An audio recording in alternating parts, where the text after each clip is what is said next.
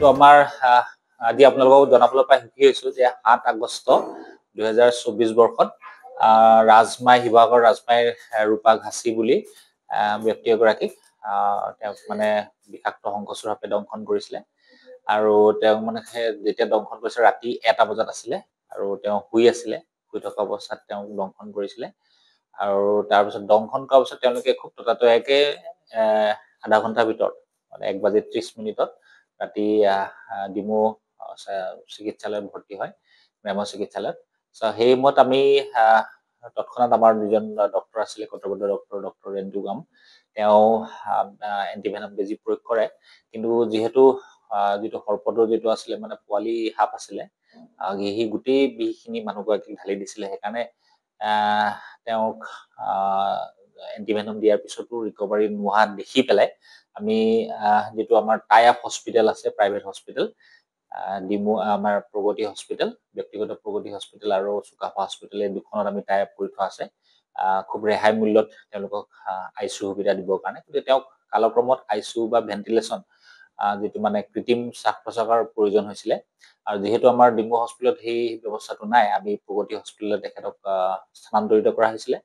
আৰু এক ৰাতি তেওঁক আমি ইয়াতে আমাৰ স্বাস্থ্যকৰ্মীসকলে প্ৰগতি হস্পিটেলৰ আইসিইউ স্বাস্থ্যকৰ্মীসকলে শুশ্ৰূষা কৰে ভেন্টিলেশ্যনত বা মানে কৃত্ৰিম শ্বাস প্ৰশ্বাসত ৰাখে আৰু পিছদিনাখন যেতিয়া ভেন্টিলেশ্যনটো আঁতৰিছিলে মানে কৃত্ৰিম শ্বাস প্ৰশ্বাসৰ ব্যৱস্থাটো আঁতৰোৱা হৈছিলে তাৰ পিছদিনাখনে আমি আকৌ ডিমৌ হস্পিটেল তেখেতক ট্ৰান্সফাৰ কৰাইছিলে কাৰণ তেওঁলোক খুব দিন হাজিৰা কৰা মানুহ আছিলে দুখীয়া মানুহ আছিলে গতিকে ব্যক্তিগত চিকিৎসালয়ৰ খৰচ তেওঁলোকে বহন কৰিব পৰা নাছিলে গতিকে তেওঁক আকৌ শিফ্ট কৰা হৈছিলে আমাৰ ডিমৌ হস্পিটেলতে কিন্তু তেওঁৰ মানে ৩ মাহৰ অন্তঃসত্ত্বা আছিলে মানে তেওঁৰ প্ৰথম আমি তাৰ মানে টাৰ্গেটটো লৈছিলো মানুহজনী বচোৱা তাৰ পিছত আমি যেতিয়া তাই বাচি গ'ল বিষাক্ত সৰ্পদংশনৰ পিছত কলা শংকচৰ বুলি কয় বুংগাৰাছ নাইজাৰ স্পেচিছ তাৰপিছত যেতিয়া আমি বাচ্চাটো পেটত থকা বাচ্চাটোৰ বিষয়ে আমি তেওঁক মানে ভালকে ৰাখিবলৈ আমি চেষ্টা কৰিলো প্ৰত্যেকটো মাহে মাহে তেওঁৰ আল্ট্ৰাসাউণ্ড কৰা হৈছিলে ডক্টৰ সীমান্ত জ্যোতি তাই গাইনেকোলজিষ্ট আমাৰ স্ত্ৰীৰোগ বিশেষজ্ঞ তেওঁ তাৰ শুশ্ৰূষা লৈছিলে আৰু লগতে আমাৰ মানে পেডিয়াট্ৰিচিয়ান চাইল্ড ডক্টৰ শিশুৰোগ বিশেষজ্ঞ ডক্টৰ গৌৰৱ চৌধুৰী আৰু হৃদয় বৰুৱা তেওঁলোকে তাৰ কেয়াৰ লৈছিলে মানে শুশ্ৰূষা কৰিছিলে পিবিৰ আৰু আপোনালোকক জনাবলৈ পাই সুখী যে আপোনাৰ ২১ ফেব্ৰুৱাৰী ২০২৫ বৰ্ষত ৯ মাহত তাই যেতিয়া ৩ মাহৰ পৰা যেতিয়া ৯ মাহ অতিক্ৰম কৰিলে তাই ৰূপা ঘাচিয়ে এটা সুস্থ সবল কন্যা সন্তানৰ জন্ম দিয়ে সাধাৰণতে কি হয় যেতিয়া বিষাক্ত সৰ্পই দংশন কৰিলে সাধাৰণতে কি হয় পেটত থকা গৰ্ভস্থ সন্তানটি সাধাৰণতে নষ্ট হৈ যায় আৰু কেতিয়াবা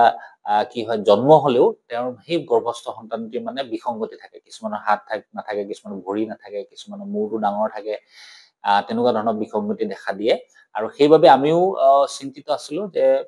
পেটত থকা বাচ্চাটো ঠিকে থাকে ডেলিভাৰী হ'ব নে নাহে কিন্তু ২১ ফেব্ৰুৱাৰী তাৰিখে ২০২৫ বৰ্ষৰ ২১ ফেব্ৰুৱাৰী তাৰিখে আমাৰ ইমাৰ্জেন্সি সিজাৰিয়ান সেকচনৰ দ্বাৰা আমি প্ৰায় 10:20 ডিমৌ গ্ৰাম্য চিকিৎসালয়তে সিজাৰিয়ান কৰি তাইৰ বেবিটো আমি জন্ম দিওঁ আৰু তাইক বেবিটোক আমি সম্পূৰ্ণ পৰ্যবেক্ষণত ৰখা হয় 5 দিন পৰ্যবেক্ষণ ৰখাৰ পিছত সকলো আমি নৰ্মেল স্বাভাৱিক পালো আমাৰ শিশুৰোগ বিশেষজ্ঞসকলে সেইখিনি চালে স্বাভাৱিক পাইছে আৰু তেওঁক আমি ছুটি দিয়া হয় আৰু তাৰ পিছত আমি এই বাচ্চাটোক আমি প্ৰায় 6 মাহ বা 8 মাহলৈকে আমি তেওঁক পৰ্যবেক্ষণ কৰিম কিবা এবনৰ্মেলিটি আছে নেকি বিসংগতি আছে নেকি আৰু আমাৰ শিশু বিশেষজ্ঞসকলৰ মতে সো তেনেকুৱা একো বিসংগতি হ'ব নোৱাৰে বা হ'ব নালাগে কিন্তু তথাপি আমি তাইক আমি পৰ্যবেক্ষণত ৰাখিম আৰু আপোনালোকক জনাবলৈ পাই সুখী যে গোটেই পৃথিৱীৰ ভিতৰত এই স্পেচিছ বুংগাৰাছ নাইজাৰ যেটো কয় আমাৰ কলা শংকচুৰ সাপে গৰ্ভৱতী মহিলাক 3 মাহতে দংশন কৰাৰ পিছত বেবিটোৰ কোনো ধৰণৰ অপকাৰ নোহোৱাকৈ সুস্থভাৱে এগৰাকী সুস্থ সবল কন্যা সন্তান জন্ম পৃথিৱীৰ ভিতৰতে প্ৰথম আৰু কোটো তেনেকুৱা ধৰণৰ আমি জাৰ্নেল বা কেছ ৰিপৰ্ট আমি গোটেই পৃথিৱীতে পোৱা নাই আৰু এটা আমি কথা কৈছো যে তেওঁলোকে যেহেতু দিন হাজিৰা কৰা মানুহ আৰু গাঁৱতো আপোনাৰ ধৰক গৰ্ভৱতী মহিলাটো মানুহটো মৰে বুলি ভাবেই তাতে যদি পেটত যিখিনি বেবি আছে সেইখিনিটো মৰে বুলিয়ে ভাবিছিলে গাঁৱত বিশেষকৈ ৰাজমাই অঞ্চলত আৰু তাৰোপৰি কি হৈছিলে ৰূপা ঘাসীৰ মানে আগতে দুটা প্ৰেগনেন্সি লছ হৈছিলে মানে আগতে প্ৰেগনেন্ট হৈছিলে তাই গৰ্ভৱতী হৈছিলে যদিও পেটতে ভ্ৰূণটো নষ্ট হৈছিলে গতিকে এইবাৰো নষ্ট হ'ব বুলিয়ে চবে ভাবিছিলে গতিকে যেহেতু তাই মৃত্যু জয় কৰি আহিছে গতিকে আমি তেওঁৰ মাক দেউতাকৰ সন্মতি সাপেক্ষে তেওঁলোকে আমাৰ নাম এটা দিব ক'লে চ' তাইক আমি নামটো মৃত্যুঞ্জয়ী বুলি নামকৰণ কৰো চ' এইটোৱে আমাৰ ৰূপা ঘাসীৰ কাহিনী ধন্যবাদ